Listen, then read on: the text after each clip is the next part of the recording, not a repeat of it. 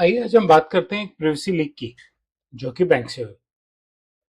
Bank ने ध्यान नहीं दिया और ये मेरे साथ हुआ है कि बैंक ने बिना देखे मेरे साथ अपने किसी एग्जिस्टिंग कस्टमर की पर्सनल इंफॉर्मेशन शेयर कर दी। मेरे यूट्यूब चैनल पे आपका स्वागत है, जिसपे आप लगातार डेटा प्रिवेसी पे नया कंटेंट देखते हैं। और जैसा कि मैंने कहा, हम आज बात करेंगे कुछ रियल प्रिवेसी लीक्स की, एक बैंक का एग्जाम्पल लेते हुए। सिंपल सी बात है, अब बैंक गए, बैंक जाके बोला मुझे अपने शेयर्स को प्लेज करना है और उसके अगेंस्ट लोन चाहिए। बैंक ने कहा ठीक है। उसने प्रोसेस गाइड किया, बैंक के रिप्रेजेंटेटिव ने फॉर्म्स भरवाए और आपसे कहा कि मुझे जिस बैंक में डीमैट अकाउंट है वहां की प्लेज स्लिप चाहिए। लेकिन गड़बड़ हो गई। इस जल्दी में कि मैं फटाफट अकाउंट खोलूं, उन्होंने मुझे सैंपल प्लेज स्लिप दी, जो पूरी भरी हुई थी। उस पूरी भरी हुई प्लेज स्लिप में क्या था? उस भरी हुई प्लेज स्लिप में उस कस्टमर की आइडेंटिटी थी। जिस बैंक में उसका डीमैट अकाउंट है वहां पे उसका नाम और अकाउंट की पूरी डिटेल, डीपीआईडी, क्लाइंट आईडी, वहां पे जो शेयर्स पड़े हैं, जो प्लेज हो रहे हैं, और जिस बैंक में वो लोन ले रहा है, जिसको मैंने भी अप्रोच किया था, उस बैंक में उसके लोन के अकाउंट की पूरी डिटेल्स। कुछ भी मास्क नहीं किया, कहीं भी व्हाइटनर नहीं लगाया, फोटो खींची, व्हाट्सएप पे भेज दी। खतरनाक काम है और लोग करते हैं। सैंपल का मतलब ये नहीं है कि आप एक कस्टमर के भरे हुए फॉर्म को दूसरे कस्टमर को दे देंगे। आपको एक रेफरेंस एग्जांपल सेट करना है। मास्किंग, एनोनिमाइजेशन के बिना सैंपल नहीं जाते। बल्कि आपने देखा हुआ है ना, दूसरे बैंक का फॉर्म कैसा है, आपके पास तो है भरे हुए, कई कस्टमर्स लाते हैं, डिजाइनर को बोल के सिमिलर स्टाइल का, बिना उस बैंक के नाम के, आर्टिफिशियल इंफॉर्मेशन के साथ।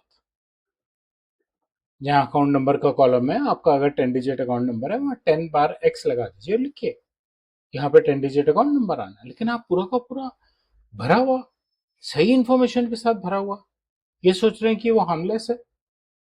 डिपेंड करता है कि आप किसे दे रहे हैं। लेकिन उस अजम्पशन पे आप एक कस्टमर की डिटेल दूसरे कस्टमर के साथ शेयर नहीं कर सकते, क्योंकि आपने अपना एक और नुकसान किया। मैंने वहां से लोन नहीं लिया, ठीक, मैंने किसी और बैंक को अप्रोच किया और उनके थ्रू काम किया। रियल डेटा और सैंपल डेटा के बीच में कोई लिंक नहीं है। सैंपल सैंपल है, रियल की फोटोकॉपी नहीं है। डेटा मास्किंग होना बहुत जरूरी है। इंटरनल एक्सटर्नल शेयरिंग पे ध्यान देना बहुत ज्यादा जरूरी है। आप आंखें बंद करके काम नहीं कर सकते। और यही एम्प्लॉय अवेयरनेस की बात आती है।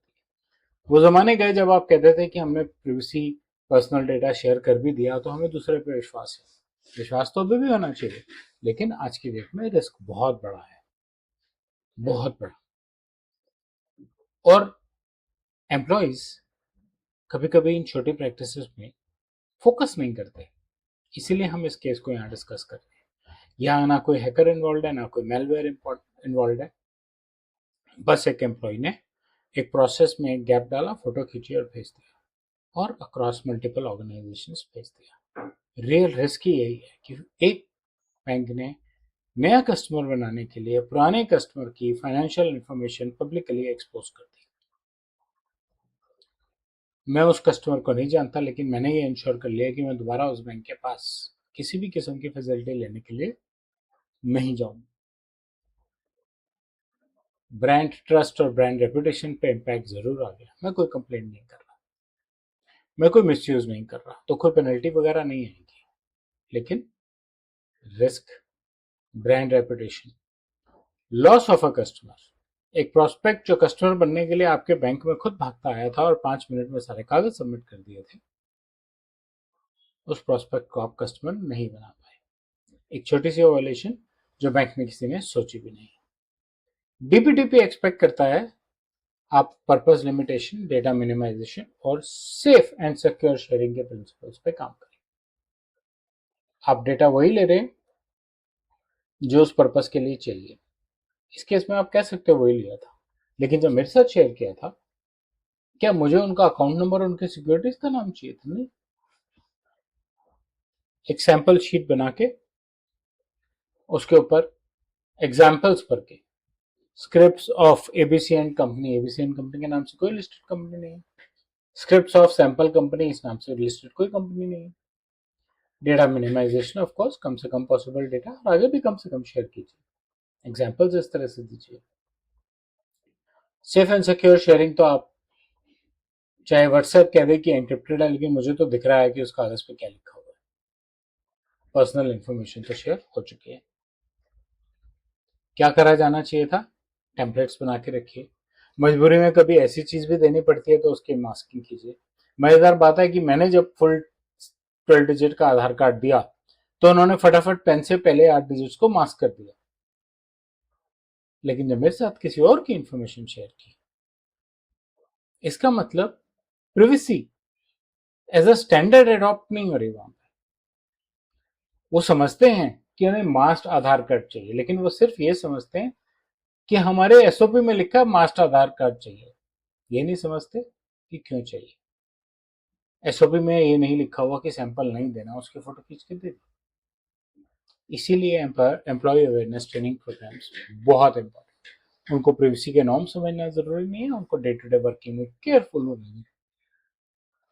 रियल आइडेंटिफायर जो कस्टमर आइडेंटिफाई करते हैं ऐसे फॉर्म्स में, उनको रिमूव किया जाना चाहिए था और सिर्फ स्ट्रक्चर शेयर करना चाहिए था, नहीं तो मास्किंग करनी चाहिए थी। प्रिवेसी छोटे से एक्शन से ब्रेक हो गई। एक फोटो खींच के व्हाट्सएप कर दी, ईमेल कर दी, कन्वीनियंट डिसीजन उस फोटो के थ्रू ले लिए, प्रिवेसी इंपैक्ट हो गई। ये एक बहुत बड़ा रिस्क है। छोटी छोटी हैबिट्स, पर्सनल इंफॉर्मेशन की लीकेज टेक्नोलॉजी का इशू नहीं है, वेरी कॉमन, बहुत कॉमन है ये बात, ऐसा होना कोई नई बात नहीं है, ध्यान रखना जरूरी है। ये पहला एग्जाम्पल था छोटी सी किसी की बात से जिससे कि प्रिवेसी की लीकेज हुई। आगे चल के हम ऐसे और एग्जाम्पल्स पर डिस्कस करेंगे। मेरे चैनल के साथ बने रहिए। धन्यवाद।